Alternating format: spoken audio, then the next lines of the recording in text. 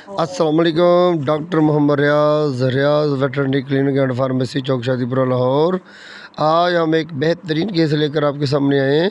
ये एक भैंस है, ये देखिए अपनी चारों टांगों के साथ साइकिलिंग कर रही है और मुंह से आवाज़ें निकाल रही हैं और सांस की रफ़्तार भी बहुत तेज़ है और इसकी आँखों के डेले जो हैं वो बिल्कुल यानी कि टेढ़े हो चुके हैं और इसकी आंखों की पुतलियाँ जो हैं वो फैल चुकी हैं। आँख के म्यूक्स मेम्ब्रेन झिल्ली जो है वो भी ढेले के ऊपर मुकम्मल तौर पर आ चुकी है और तकरीबन 1.5 इंच से 1 इंच तक आंखें जो हैं अंदर को, जब ये अटैक होता है तो आंखें अपने अंदर को दन सी जाती हैं। ये देखिए अपनी पिछली टांगों भी इकट्ठा कर लिया है और इतनी ज़्यादा शदीद हालत में इन्होंने साहब को भी बुला लिया था क्योंकि ये कह रहे थे कि ये बच नहीं सकेगी, क्योंकि बहुत ज़्यादा डॉक्टरों ने भी डराया और कोई साथ हमसायों ने भी इसको डरा दिया था कि ये भैंस ठीक नहीं हो सकती, इसकी सेल कर लें या फिर इसको ज़िबा कर लें। लेकिन जब हमें रब्ता किया गया, हमें भी किसी साथ हमसाये ने ही रब्ता किया क्योंकि ये तो यही सोच रहे थे कि ये भैंस ठीक नहीं होगी। लेकिन जब हमने अगर डायग्नोस किया, तशख़ीस की, तो पूछा, ये 6 से 7 दिन थे ये मुसलसल टेम्परेचर की हालत में, बुखार की हालत में, कभी ये बुखार ठीक हो जाता है, कभी ये उतर जाता है, कभी बुखार हो जाता है, कभी उतर जाता है। तो हमने सारी डायग्नोस करने के बाद हमने तशख़ीस की तो हमें पता चला कि इसको बेबेज़ियोसिस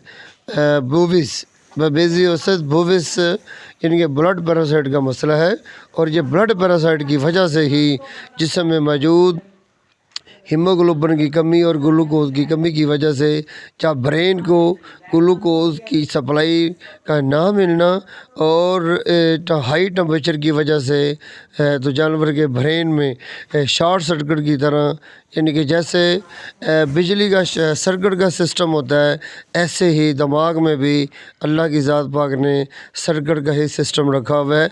जब दिमाग में शॉर्ट सिस्टम यानी कि सिस्टम होता है तो जानवर का दिमागी सिस्टम, नर्वाइन अलामत और दिमागी अलामत जो होती है वो नज़र आना शुरू हो जाती हैं। तो हमने सबसे पहले क्या इलाज किया, इसमें सबसे पहले हमने ब्लड पैरासाइट का इंजेक्शन ही लगाया। सबसे पहले हमने इसको स्टैंड किया।